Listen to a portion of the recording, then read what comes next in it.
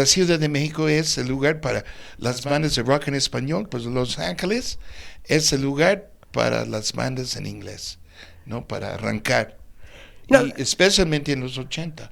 eso en los 80s. Llegaste a la edad, nos estabas platicando tras bambalinas a Rafa y a mí que llegaste en quinto año, ¿no? De primaria. Yo nací en Boston y mi papá, por razones de trabajo, pues cambió a Hollywood, a Los Ángeles, y directamente a la primaria allá en Quinto, ¿no? Y una escuela pública, y de hecho estaba ahí Michael Jackson. Estudiaste en la primaria con Michael Jackson. En una escuela pública,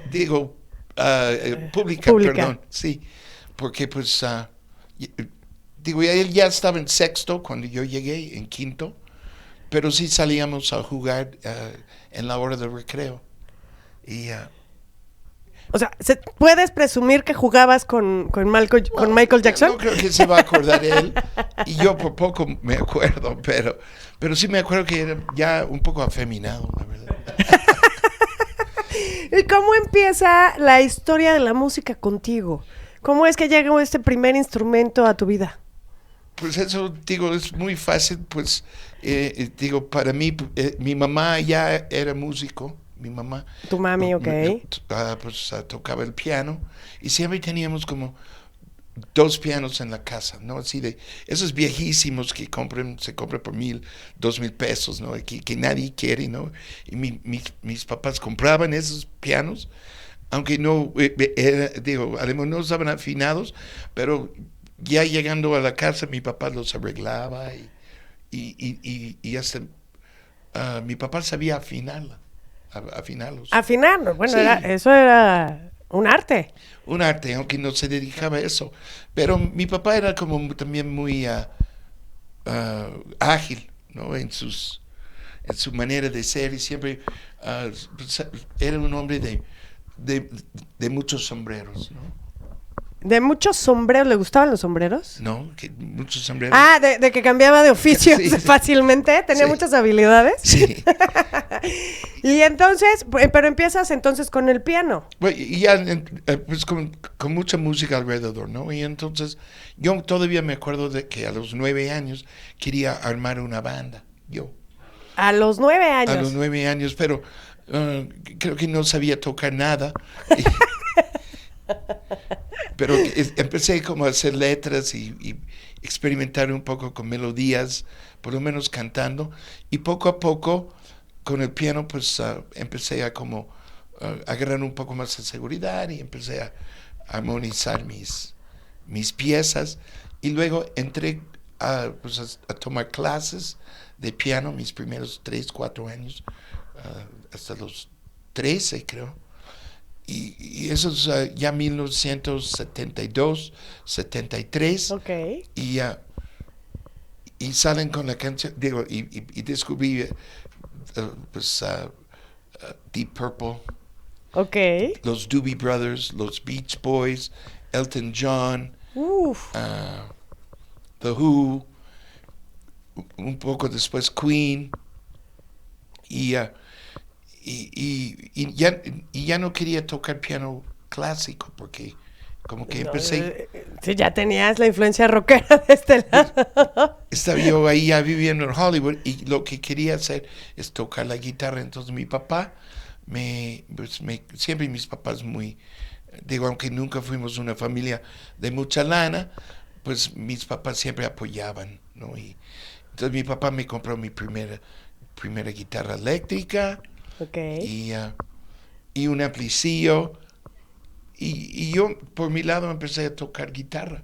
Quería, la verdad, ser guitarrista, pero terminé como bajista, como te mencioné, por accidente. Y bueno, ya empiezas tú solo en casa con tu guitarra, tu ampli. ¿Y cuándo se forma esa primer banda que hiciste? Pues un poco después quería, pues ya tocando la guitarra y entrando ya a la prepa, quería entrar como guitarrista. Ajá. Y no necesitaban un guitarrista en la escuela, querían un bajista. Ok. Y el maestro de música ahí era alguien muy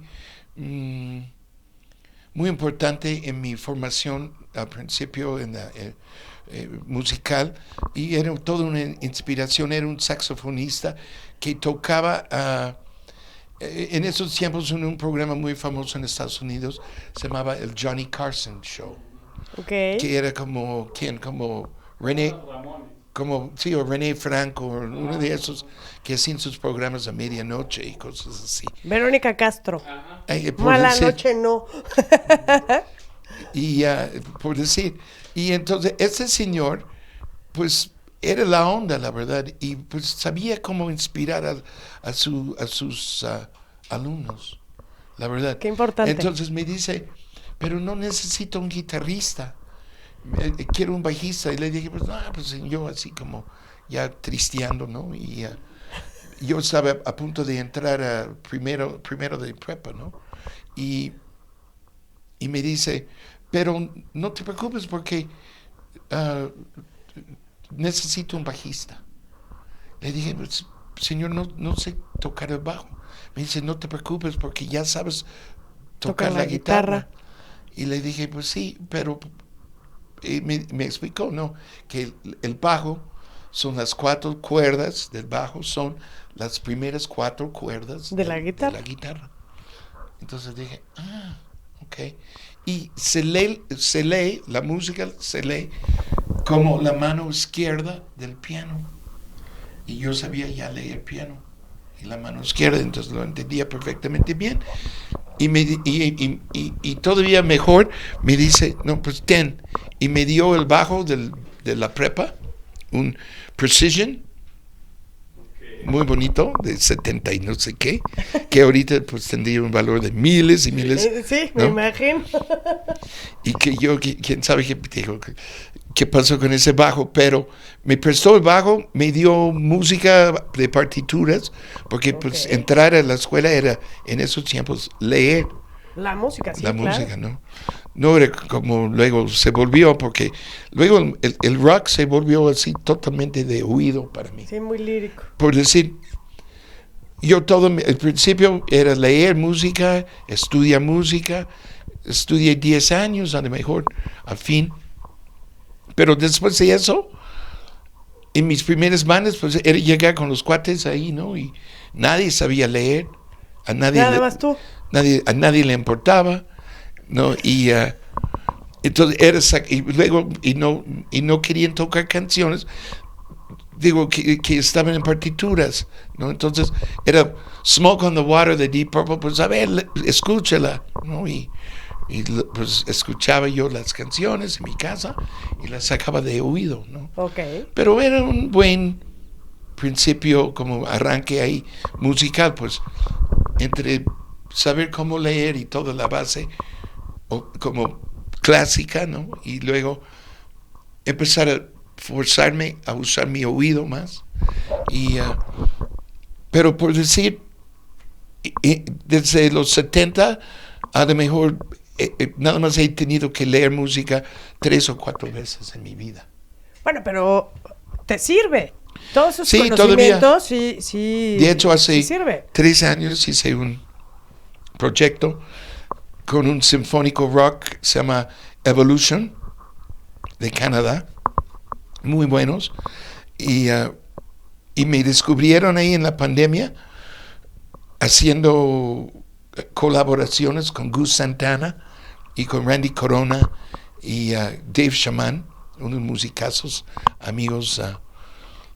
Y este brother, pues ya un señor de Canadá, me dice, Avi, te vi tocando en una de tus colaboraciones en YouTube y me gustó mucho, quiero invitarte a tocar en una gira.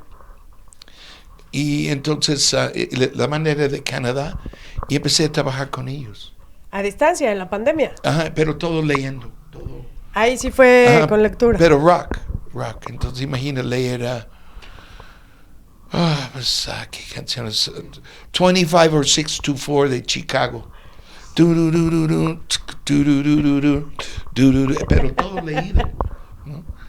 Entonces ya me la sé. Digo, es más fácil, de hecho, tocar de oído. Pero me forcé también a volver a leer. Y es como montar una bici, ¿no? Que nunca se te olvida, ¿no? Sí, una vez que aprendes ya es digo, en 3 años, 4, 5 años, 10 años que no has montado una bici y te dices, pues vamos a Reforma, ¿no? Ajá. Que de hecho fui a Reforma con mi mujer y la niña el domingo pasado casi me muero en el acto.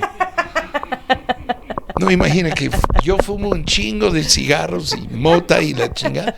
Y luego, a la bici. Y 3 horas en una bici. Y nadie me dijo, no, pues, mi mujer me dice, no, pues, nos van a prestar las bicis. Tenía yo que llevar como 3 identificaciones, ¿no? El pasaporte, la licencia de California, mi mujer con sus IDs y la chingada.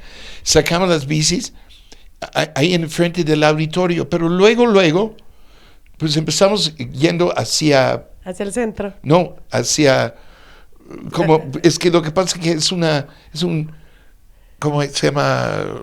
Una pista, básicamente. El lado del auditorio es el lado que va del periférico hacia el centro. Ajá. ¿No?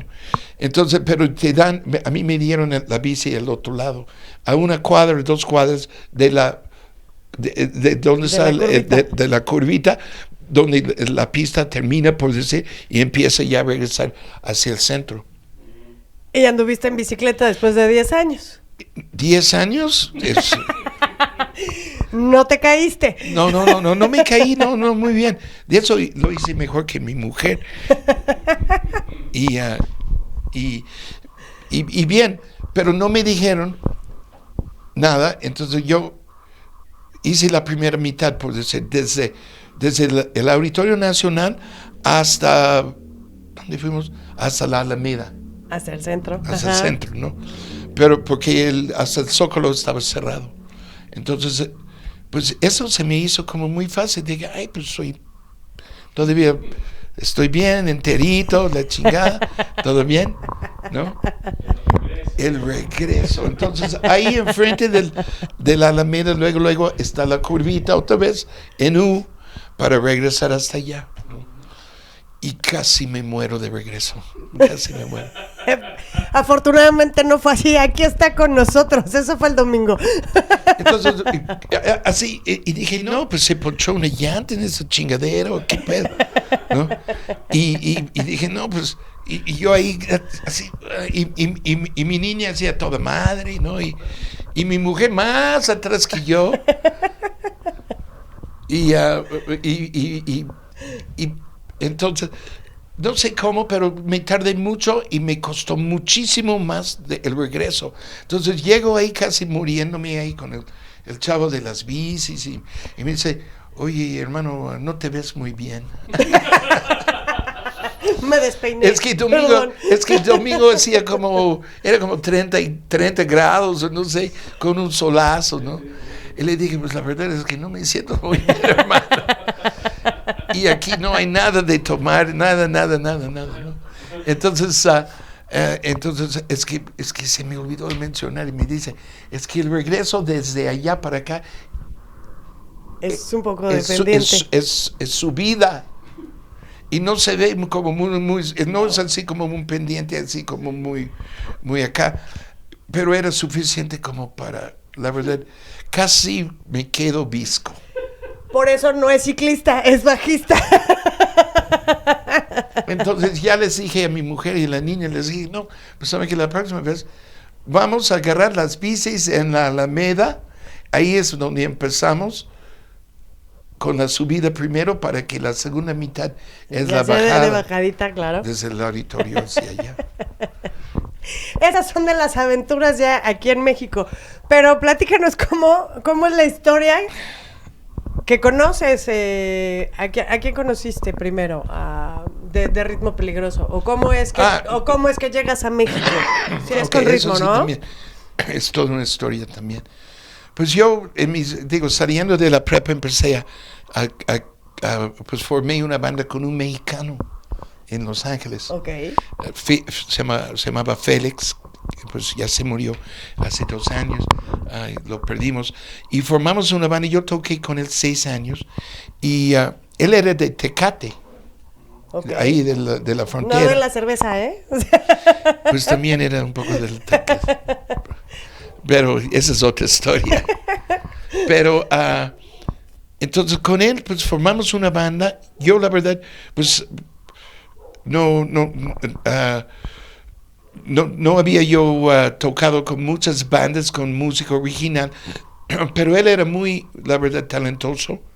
Yo me enamoré de su vibra, su onda. No hablaba inglés perfectamente bien, pero cantábamos canciones en inglés. Yo cantaba más en esos tiempos, hace 1,000,000 de cajetillas de Marlboro. Y con él, pues con la banda empezamos a tocar en todos los bares de Hollywood y del Valle de San Fernando, ahí en Los Ángeles. Y después de 1 año, él me empezó a sacar cancioncitas con a lo mejor el corito en español. Y él, ¿Inglés-español? Como un cantaban poco, en pues, inglés y él los quería coches cantar en español. también en español. Okay. Y él ya sabía del movimiento aquí en México, que estaba apenas ahí, pues, pues como llegando a hacer algo, aunque no era un movimiento formal para nada todavía. Él sabía de Avándaro, me platicaba de Avándaro, me platicó de las bandas pues, de esos tiempos de los 70, como Peace and Love, El Ritual, y Duk Dugs. Que todas eran americanas. No, eran de Tijuana.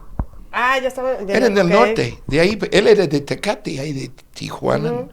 Y entonces había un movimiento ahí muy importante que estaba alimentando a rock pues en inglés, porque todavía no cantaba mucho en español, hasta después, en los 80. Pero las bandas de los 70 de México, pues ya tenían un movimiento, nada más que tuvieron el evento de Avándaro, que se hizo mal, pues como mal nombre, o asustó al gobierno, no sé qué, porque las chicas se quitaron las camisas y no sé qué. Entonces ahí estaban fumando marihuana, ¿no? Uf, imagínate. No, imagínate.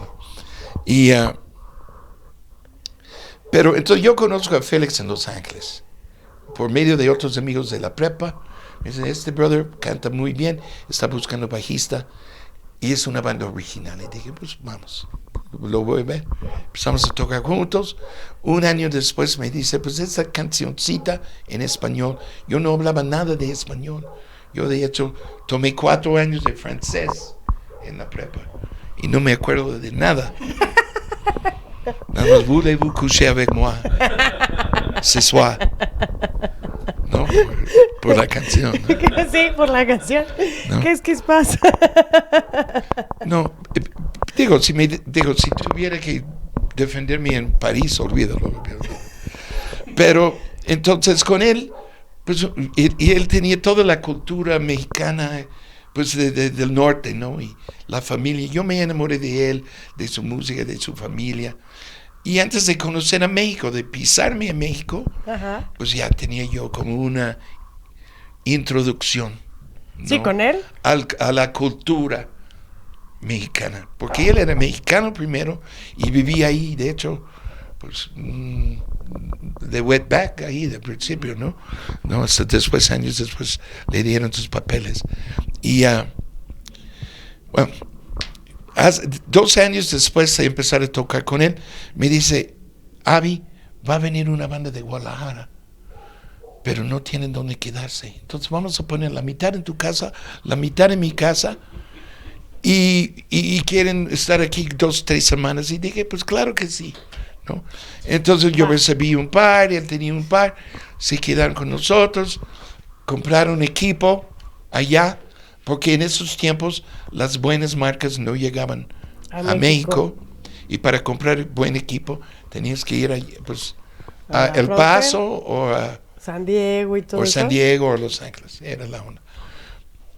Y pues después de 2 o 3 semanas regresaron. Y muy bien, pues tocamos juntos, creo, en algún barcito y regresaron a Guadalajara. Pues era Sombrero Verde. Era Sombrero Verde, ok. ¿Saben quién es Sombrero Sí, Verde? claro, Maná. Después tú lo fue dijiste. Maná. Quería que el público lo adivinara. No, pero era pues Fernando y Juanito. Y en ese tiempo era Abraham en la batería, Ok. porque Alex todavía no. Pues eso fue años después. Y Ulises y Gus. Y Gus.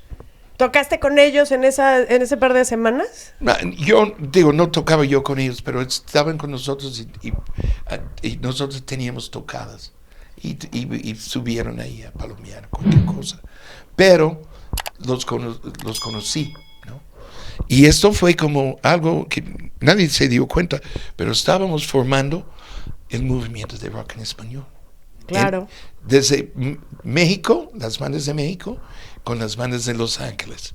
Porque yo con él, con Félix, pues nos tocaba tocar con las bandas latinas de ahí, o de East LA, por decir, como Los Lobos, el Brat,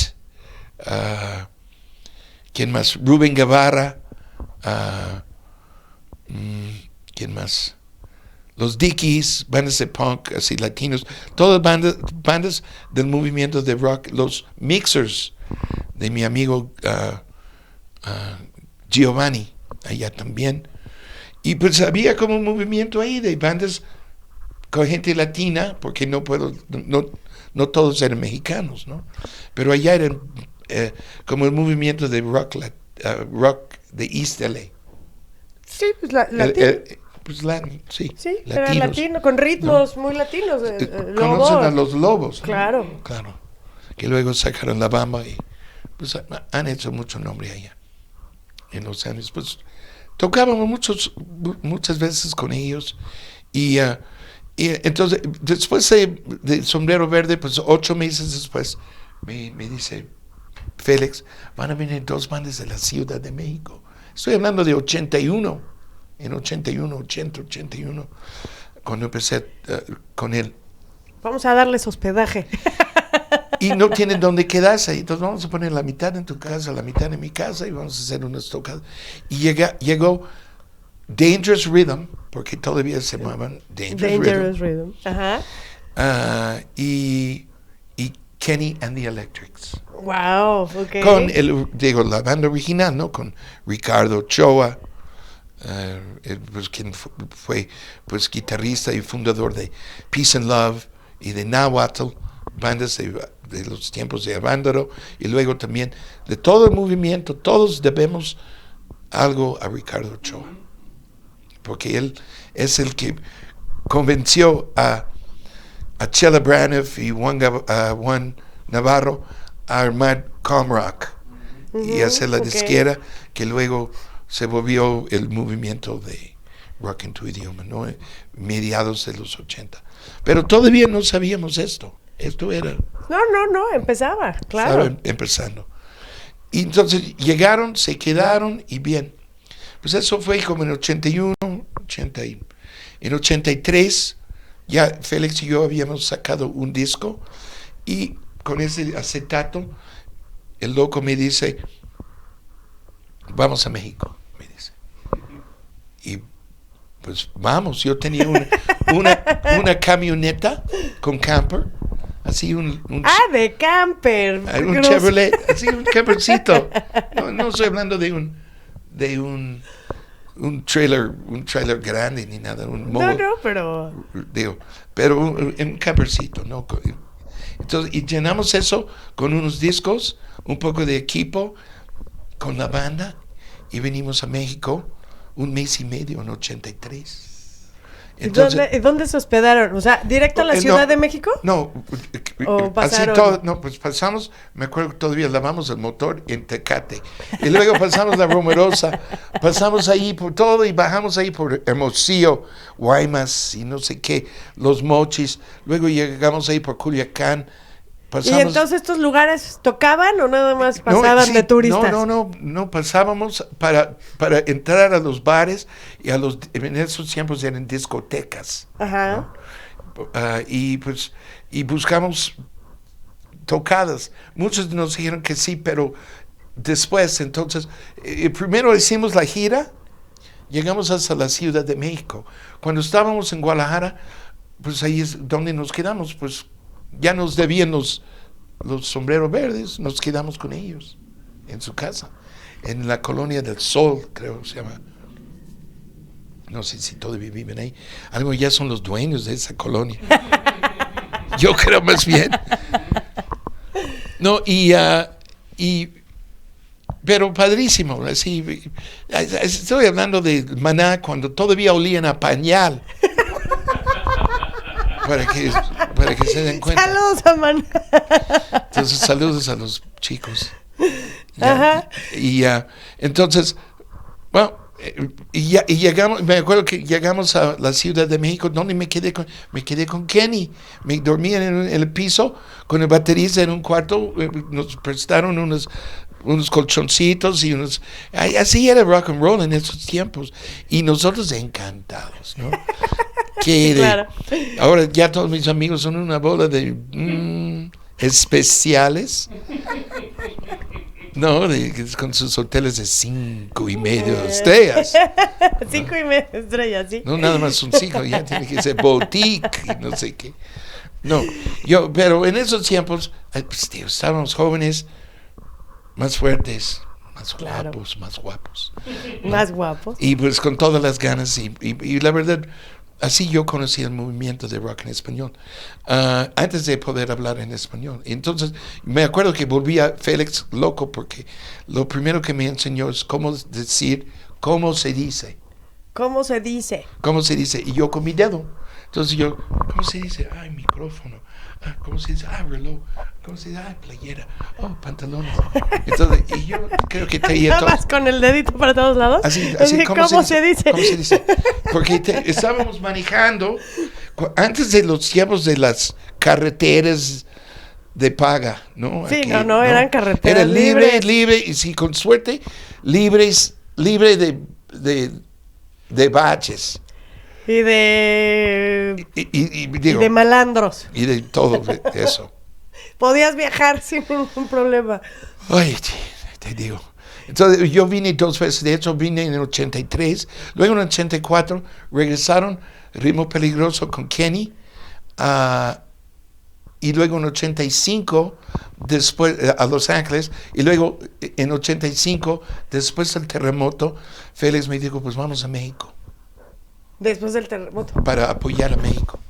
Entonces venimos a la ciudad, aquí a la ciudad, y tocamos en varias tocadas benéficas y yo vi... Para los damnificados. Digo, yo no estaba aquí para el terremoto, pero sí apoyé en alguna manera, en 2 maneras. Pues vine a tocamos en lugares así terribles, porque no había donde tocar.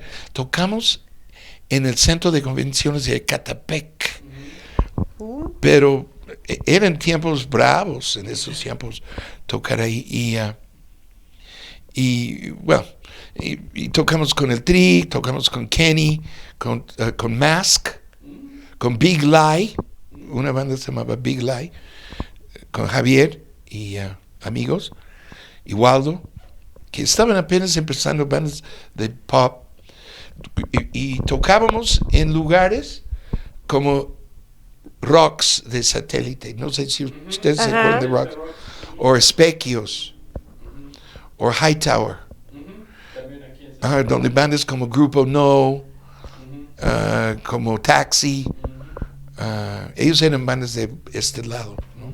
De la zona, sí. De esa de zona. La zona norte. De la zona norte. Y tocábamos con ellos en esos lugares aquí. Y lo recaudado se lo donaban a los damnificados del temblor. Pues según, no sé, igual fue para para los pases de cocaína, no sé. Del promotor, no sé. No me acuerdo de quién terminó con toda la lana de esos shows. Pero eso, digo, lo importante es lo que se da de corazón, sí, lo que se hace de corazón. Yo no me meto en ese lado de la lana. Luego ni quiero saber, más bien. Pero entonces, así, en 85 vine, tocamos. De hecho, en Los Ángeles, me acuerdo, un día estaba yo en mi casa en Los Ángeles y de repente alguien me habla para decirme, porque aquí en México pues perdieron toda la comunicación con el mundo y no existía el internet ni nada, ¿no? No, entonces, no, para obvio. nada. Entonces había como 20 millones de cabrones en México con 5 millones de familiares en Los Ángeles. O no sé cuántos, ¿no? 500,000. En toda California, en Estados Unidos, millones, ¿no? Entonces empezaron a trabajar la gente de México, o digo, a comunicarse por medio de CB Radio. De los CBs, claro. De los CBs, ¿no? Ajá. De las radios de corta, ¿no? De sí, onda, corta frecuencia, onda, ajá. ¿no? Entonces, había como cadenas desde México que hablaban, digo, que la gente de los radios de corta onda estaban recibiendo mensajes de gente. Yo, en mi caso, recibí una llamada de alguien de allá de Los Ángeles o de Arizona, diciéndome que alguna familiar de Félix estaba bien en la Ciudad de México. Para avisarle a Félix. Para avisar a Félix, porque pues no tenían el teléfono de Félix, pero tenían el mío. Entonces me hablan y dije, ok, muy bien, pues y empecé a hablar con esta persona y yo terminé siendo parte de la cadena de comunicación entre la gente de México con sus familiares en Los Ángeles. Porque este brother me dice, sí, yo ahorita estoy hablando con gente, tengo una lista aquí de 150 personas que tengo que llamar. Y ese brother estaba en Arizona hablando con gente en California, en Nevada, en el norte de California, el sur de California, pues son millones de personas, ¿no? Y mucho latino. Y le dije, pues pásame 50 nombres y yo les hablo. Y yo les hablo y me dijo, really? Oh, ok, de veras. Entonces, y yo empecé a ser parte de eso. Y lo bueno es que yo nada más estaba dando buenas noticias. Qué bueno. No era mi parte de decir a alguien, no, pues se murió tu brother. No. Sí, pues sí hubo malas noticias. Afortunadamente te tocó dar buenas. Pues porque eso era la cadena esta, ¿no? Y por un mes o mes y medio, no me acuerdo cuánto tiempo, yo hice miles de llamadas, yo creo. Casi 1,000. Debían haber sido como 1,000. Así en Arizona, Nevada, California, Oregon, y todos los estados ahí donde hay mucho latino. Y pues era parte yo fui parte de esa cadena allá. Entonces, ¿cómo es que llego yo a México a tocar con Ritmo Peligroso? Pues mira, 6 años con Félix y ya estaba yo ya en otra onda, empecé a querer hacer otras cosas.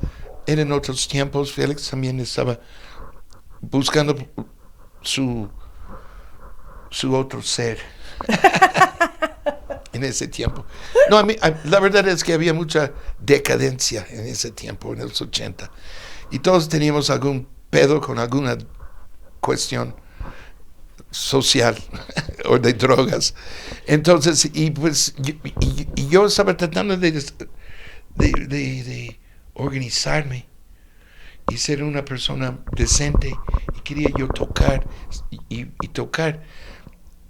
Y salgo yo de la banda con Félix y empecé a tocar con otra banda, se llama Commuter, en Los Ángeles, pero era una banda gringa y ya yo no me estaba hallando, como no me hallaba mucho con ellos, no me sentía como muy cómodo con ellos, pero tuvimos una canción en la primera película de Karate Kid. Ok.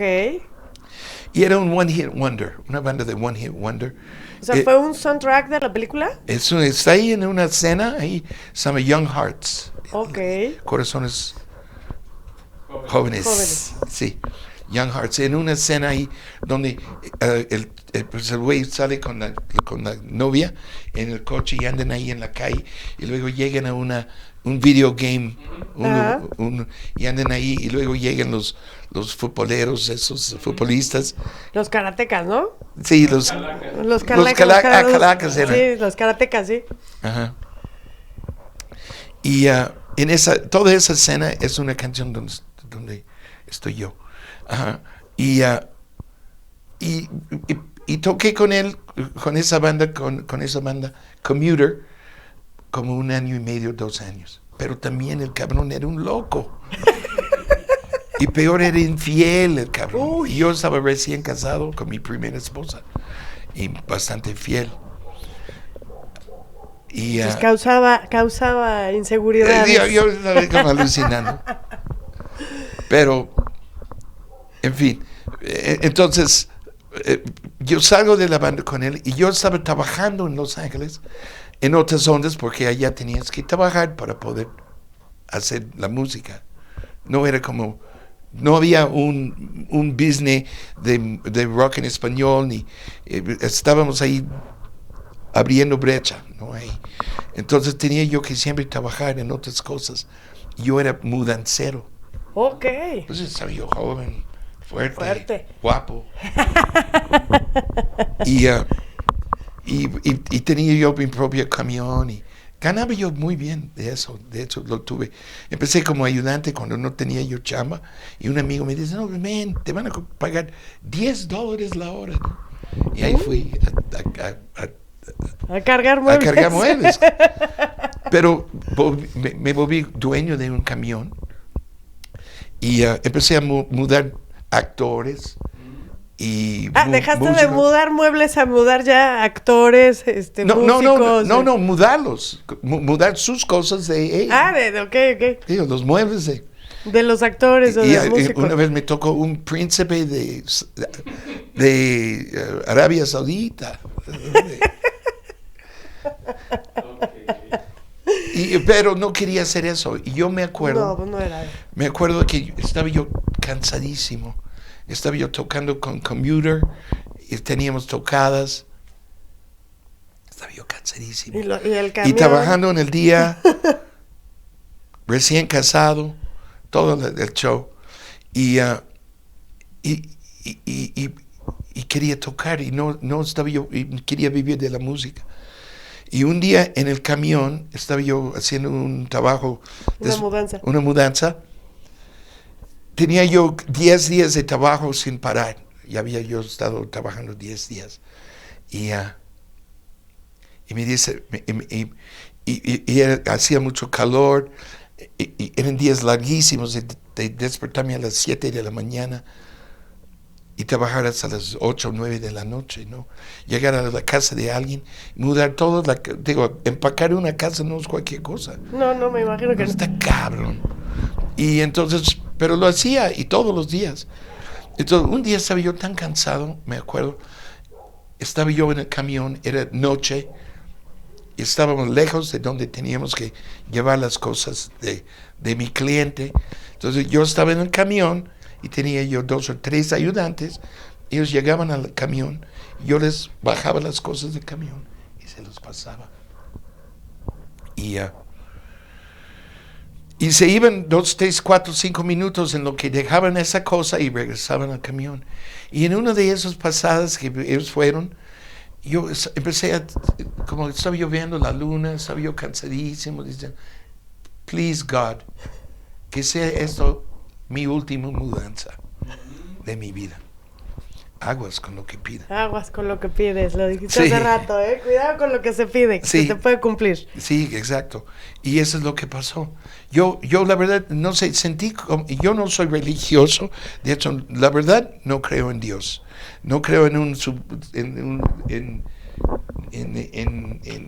solo ser supremo. Sí, yo soy más terrenal, ¿no? Y entonces, pues, pero tuve como una especie de, no sé, como que me invadió el espíritu. No sé cuál, pero uno.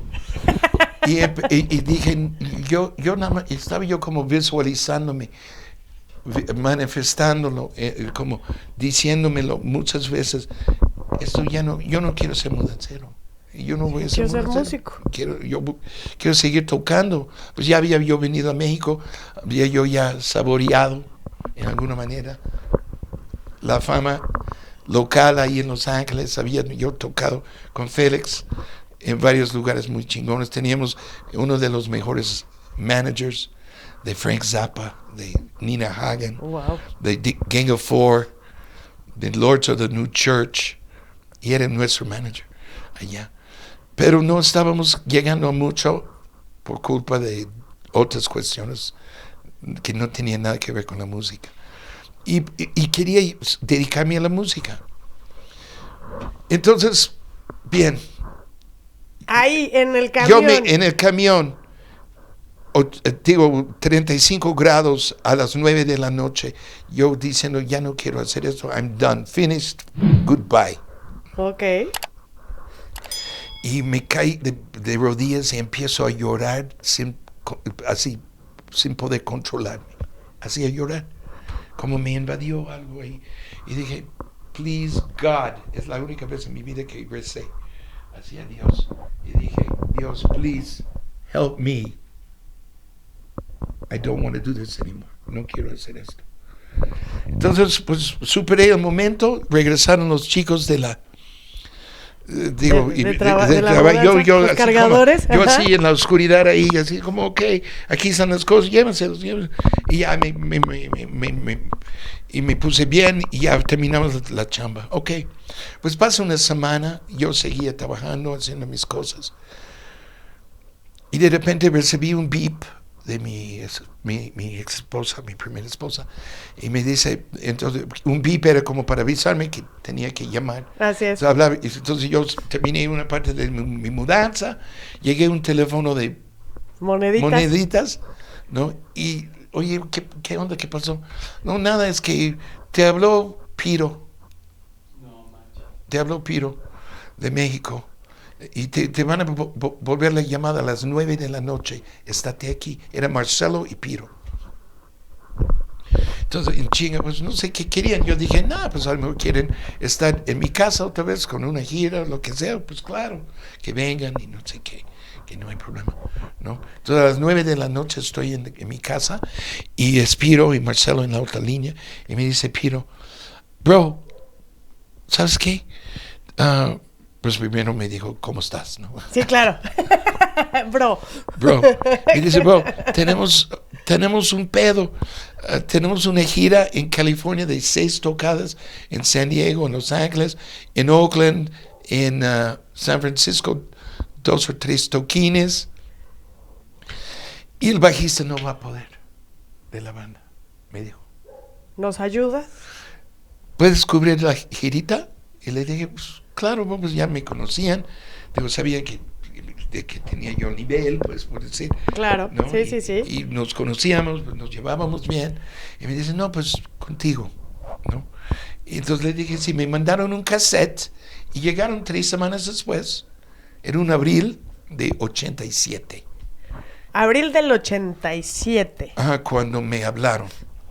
Y dicho y hecho, 3 semanas después, en mayo, me llega el cassette, empecé a aprender las canciones. 3 semanas después llegaron ellos, y me acuerdo yo todavía haciendo mudanzas, saliendo en la mañana, con la mitad de la banda ahí en mi piso de la sala, así. Piro durmiendo en el piso de mi recámara, y en la recámara. Y ahí en el piso ahí, y yo así entre, y que la gente así como, oye chicos, con permiso, me voy, nos vemos en la tarde para el ensayo, ¿no? Y entonces, pues yo me regresaba en chinga de mis mudanzas. ¿Quién era? Piro, Marcelo, el gato, Manny, que todavía estamos, Piro, Manny, Gato y yo, de esa banda, ahí estamos. Ahorita con Mosi, ¿no? Y Armando todavía no había entrado a la banda. Yo tengo un poco más de tiempo de Armando, unos 6 meses, creo. Porque él entró a la banda cuando yo vine a México. Bueno, Entonces, pues ahí fuimos a tocar así directamente. Yo di las llaves de mi camión a mis ayudantes y les dije, cabrones, encárguense del camión y mis clientes, yo les voy a mandar la información y síguenle. Ok, bien. Y yo me fui un mes a San Francisco y a hacer otras cosas con la banda. Claro, ok. Ok. Y ahí empieza la aventura de Ritmo Peligroso. Conmigo. ¿Ya era en español o...? No, pues Piero le dije, pues, ¿dónde vamos a tocar? Pues vamos a tocar aquí, allá, San Diego, LA, el Whisky a Go-Go, en Oakland, no me acuerdo dónde, en Oakland. Pero en San Francisco tocamos en el Stone Club, y muy famoso, lugar icónico, y abrimos a Santana. A Santana. En San ajá. Francisco, en 87, así es. Y pues le dije, claro, pues vamos, cabrón. Pues vámonos. Y era un mes y medio, de hecho, esa gira, o girando, como quieren. Pero, y al final de esa gira, ya me acuerdo, estábamos en Los Ángeles, y era mi cumpleaños, y me estaban como dando una fiestita ahí, en un estudio. Ok. Y me dice Piro, oye, Avi, gracias por todo, cabrón. Le dije, pues, ¿qué, cabrón? Pues ya sabes, aquí estoy cuando quieren, aquí estoy para apoyar a la banda. Y me dice, pero tenemos que regresar a México. ¿Pero por qué? Es que tenemos, le dije, pues yo no dije mucho, pero estaba yo como, pues, tristeando a mi manera. Y pensaba, pues ya se va, ¿no? Y ya otra vez a Pero regresar. te imagino con la carita así de... Y me dice, es que tenemos tocadas y vamos a grabar un nuevo disco. Pero me dice, pero ¿por qué no vienes con nosotros? Y lo pensé como 1 segundo y medio, más o menos. Le dije, vámonos a la chingada, cabrón. Ahorita. Te juro. Y me fui a mi casa ese día, entregué y el otro día creo que hablé con mis ayudantes, les dije, llaves del camión, lista de mis clientes. Ajá. Se lo Trabajen. hagan lo que quieran, cabrones. Y les regalé el camión. Y en 2 semanas yo había ya vendido o haber puesto mis cosas en una bodega, algunas cosas en la casa de mi mamá, y vine a México. A la Ciudad de México. Y me quedé con Marcelo, el guitarrista, Ok. en una situación súper chida. Pues no es por nada, pero él pues vivía en Polanco. Ah, no, pues sí. Estabas en una estación bastante cómoda. Y es nieto de Álvaro Obregón. Ah, mira. Entonces, una familia súper educada. Muy acomodada. Muy acomodada. Yo, la verdad, me la pasé chingón. Su mamá era una persona súper inteligente, una pintora, toda madre. Su papá era economista. No, pues, ¿saben? Yo me sentí muy acobijado con él. Y me quedé con él 3, 4 meses, hasta que ya me sentí mejor. Y digo, como empecé a Y te independizaste. conocer más gente. Y salí, ¿no? Y eso fue Y dicho y hecho, pues vine a México, grabamos ese disco que me estaban platicando, y eso fue el disco de Déjala Tranquila, el disco que más pegó de la banda. Déjala tranquila, por Eso favor, fue. que no ves. Y mi vida cambió completamente, grabé ese disco con la banda, y no, eso, pero chingón. Y dentro de estas experiencias, ¿consideras que, porque yo personalmente considero que Ritmo Peligroso es de los parteaguas más importantes del rock mexicano? O sea, en esta parte ya de los 80s, que inclusive empieza esto de el rock en español y el rock mexicano, porque venían también de Argentina, de España, ¿no? Claro. Y del rock mexicano, y es donde se cambian también el nombre de Ya bien inglés cambiado. a español. Cuando yo entré en la banda ya tenía el disco de En la Mira. De hecho, este año, 2025, son los 40 años del disco de En la Mira y vamos a estar celebrando eso va a ser un evento que vamos a hacer en varias ciudades este año. Y porque la verdad es que yo ahora, la verdad, Ritmo Peligroso ahora es más bien como una banda de culto.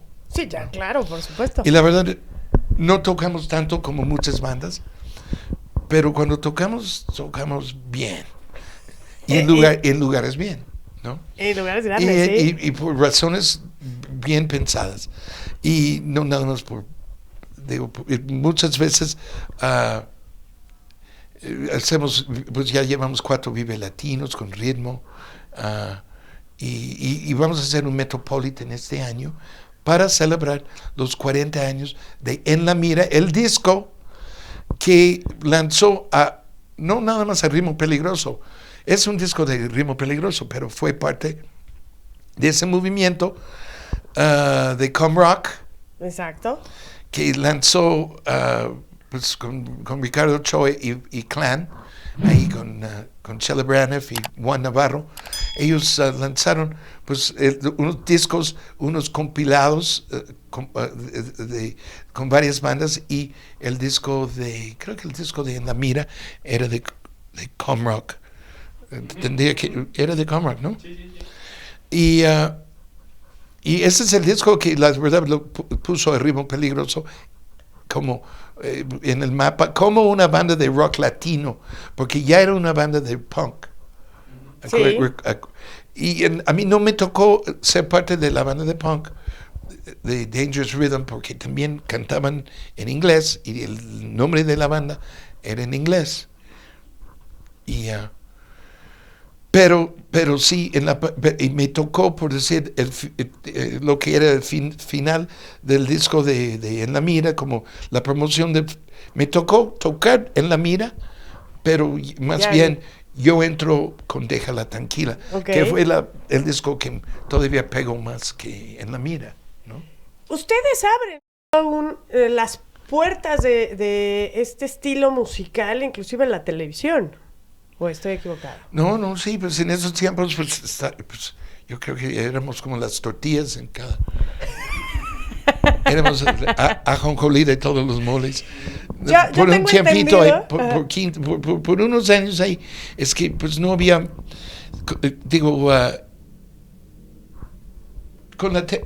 teníamos el apoyo de Televisa. Que era la... Que querían ser... Que el monopolio de la televisión. Bueno, y querían ser rockeros, ¿no?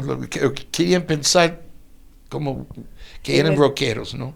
Entonces empezaron a firmar bandas de rock, y aunque trataron de como jalarlos más al pop, ¿no? Entonces ustedes pueden escuchar el disco de Déjala Tranquila, que para mí, pues comparado con un disco de rock de hoy en día, pues para mí suena más como rock pop, ¿no? Es el disco de Déjala Tranquila. Pero nos veían con los tatuajes, los aretitos, el pelo largo. Y dijeron, no, pues son unos rockeros mal hechos, vamos a firmarlos, ¿no? Y firmaron a varias bandas en Televisa, ¿no? A Kenny, a nosotros. Kerigma entró también por ahí. Ajá. Ellos nosotros por medio de Rostros Ocultos, ¿quién más? De esa época, Sí. Bueno, empezó Sombrero Verde, dejó de ser Sombrero Verde, se convierte en Maná. Ellos ya andaba por ahí, sí. Caifanes firmaron con BMG. Pero en ese tiempo lo que causó esto era todo el movimiento, porque Televisa agarró bandas y luego BMG dijo, no, pues si Televisa y Melody van a hacer eso, pues nosotros también. Ellos agarraron a La Maldita, a Caifanes, a los Amantes de Lola, a Neón y otras bandas. Y pues eso fue el movimiento, como fue creando el movimiento. Y nadie estaba diciendo, pues vamos a hacer un movimiento, se llama Rock en tu idioma. Éramos bandas haciendo lo que queríamos, lo que más nos gustaba hacer. pero con una actitud como muy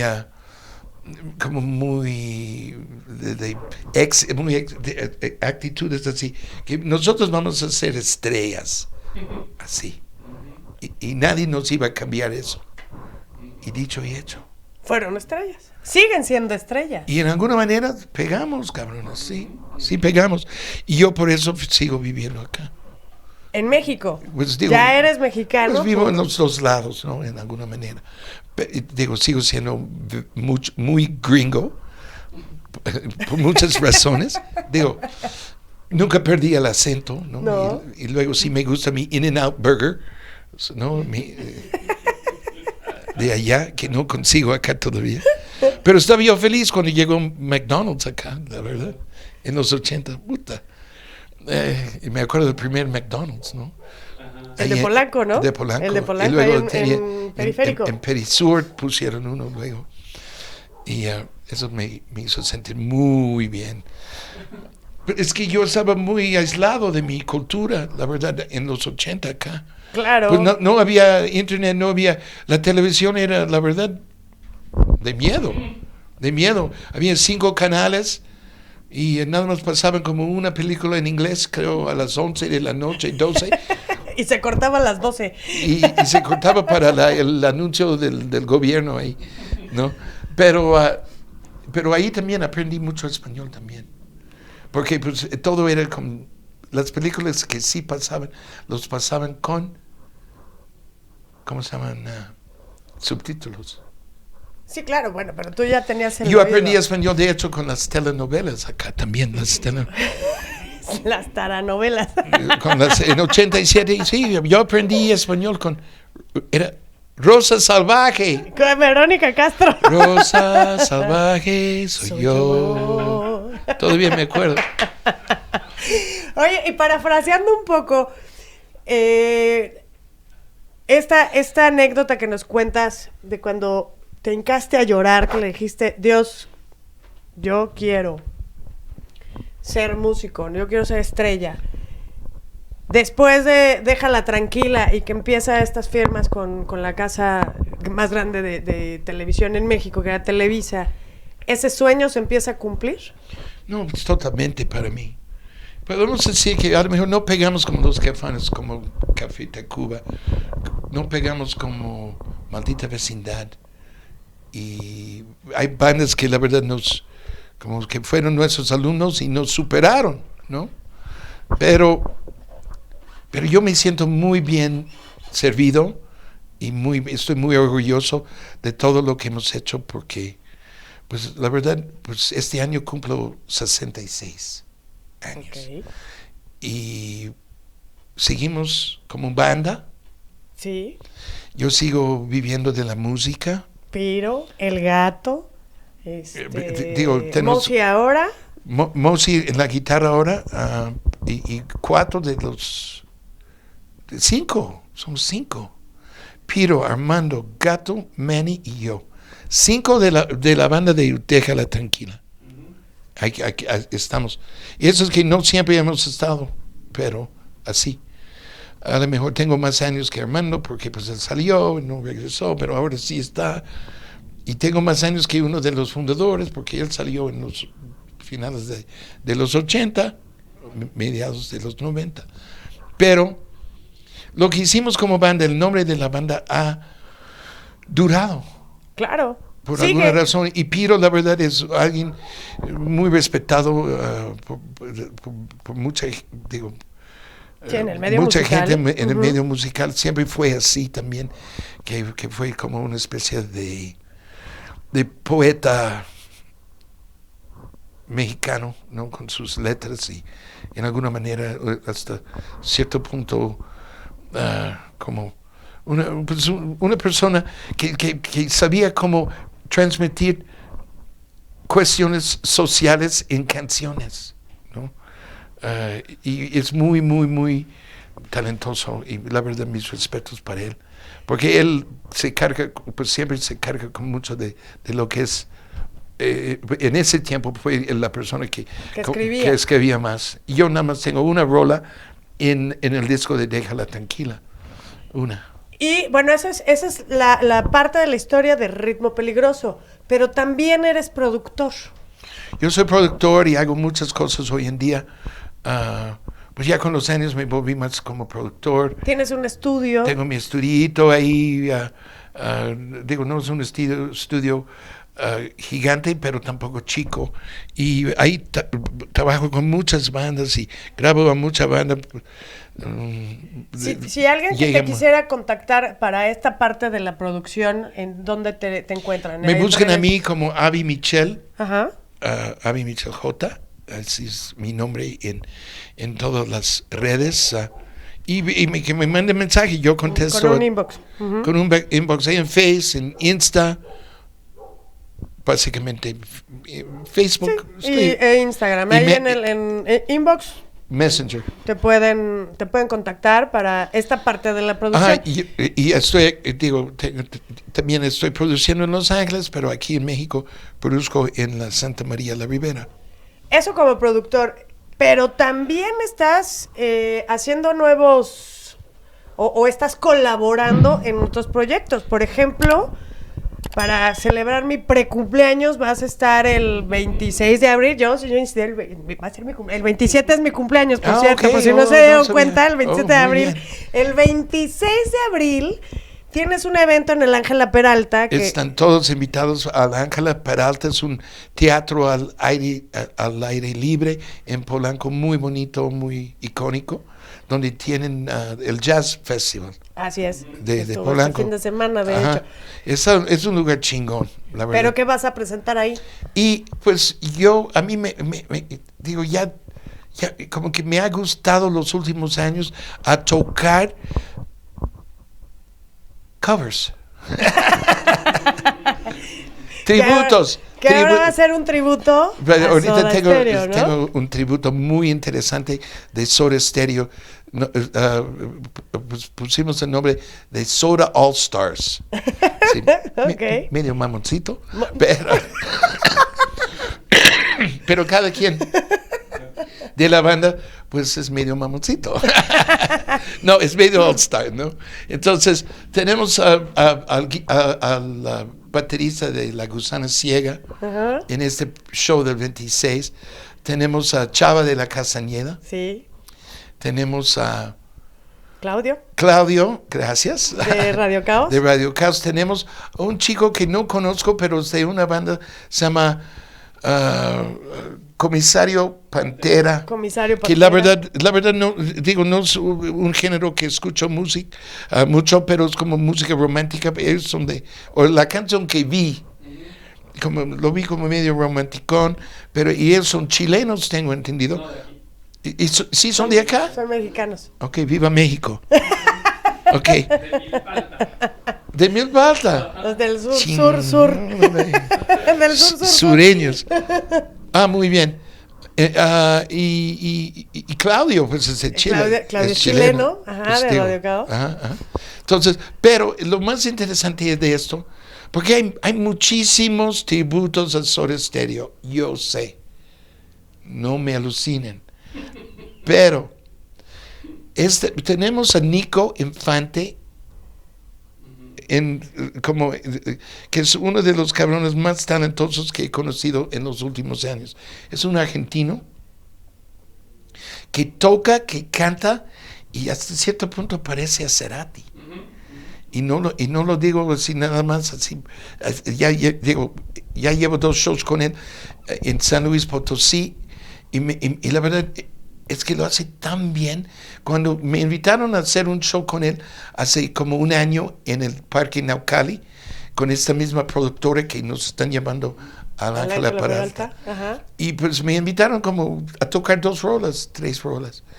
Y cuando conocí a Nico y luego vio a él cantar en un show de 3 horas y vi la gente que siguen a Soda Stereo, que la verdad es un público muy fiel todavía, y la verdad es que cantan desde la primera rolita. Es que todas las rolas cantan y hasta lloran en los shows. Entonces yo vi esto Y dije, chin, puta madre, este güey, ¿de dónde salió? Y dije, de aquí soy. Hablé con él y ya tenemos los Soda All Stars con Nico Infante. Y él es el mero país de este tío. De Soda Stereo, claro, argentino. Y yo me siento, la verdad, muy bien tocando la música de Soda, porque la verdad es que me gusta mucho, soy fan de Soda Stereo, siempre fui.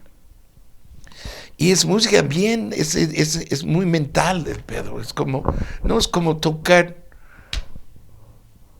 la mayonesa, ¿no? O no sé. Y mayonesa. No, y cantar chingaderas, ¿no? Es Soda Stereo, cabrones. Entonces me siento como muy realizado. Me bajo así todo medio pelón como Z del escenario. No, mis respetos al Soda Stereo y qué buenas rolas. Y Cerati, también tocamos canciones de Cerati y que me encanta. Puente, Crimen, Lagos en el Cielo, Uno entre Mil de Cerati. Tocamos rolas, muchas. Que eso está maravilloso. Eso es recuerden, 26 de abril en el Ángela Peralta, en Polanco, en el Parque Franklin, ahí en Polanco. Sí, ahí nos vemos. Así es. Pues, Avi, el tiempo, como siempre, se nos escapa. Pues ya nos tenemos que despedir. Yo sé que esto es como capítulo 1, porque de la anécdota... A lo mejor sí me quedé mucho tiempo con mis anécdotas, pero la próxima vez voy a hablar más de business, ¿ok? ¿Quieres decirle algo al público de Rock 111 antes de despedirnos? Nada más, gracias por la invitación. Nos vemos este año con Toquines de Ritmo Peligroso, celebrando sus 40 años de En la Mira, el disco que marcó pauta en el movimiento de rock en español en México. Que tú eres parte de ese. Y yo sí soy parte de eso. Tú eres parte de eso. A huevo. Avi, pues muchas gracias. Espero que te hayas sentido cómodo en esta charla de rock. Nos regalas otro capítulo, por favor. Pues un día voy a escribir mi libro. Me han dicho, debes escribir un libro, cabrón. Sí, Les digo, ok, pero puta, cabrón, voy a tener que cambiar todos los nombres. Sí, para no entrar en polémicas. Pero casi todos. Muchas gracias, Avi. Estén pendientes de las fechas, tanto de los tributos que está haciendo Avi como de las fechas de Ritmo Peligroso, en las páginas de Ritmo, en las páginas de Avi, en la página de Rock 111 y en la mía y en la de Rafa Martínez, por supuesto. Ahí van a estar anunciadas todas estas fechas. Gracias, Rafa Martínez, que está atrás en los controles, te extrañamos. Gracias a todos ustedes por estar aquí. Yo soy Caro Corses. Esta playera nunca me la voy a quitar. Te amo. Te amo, hermano. Bye, Jay.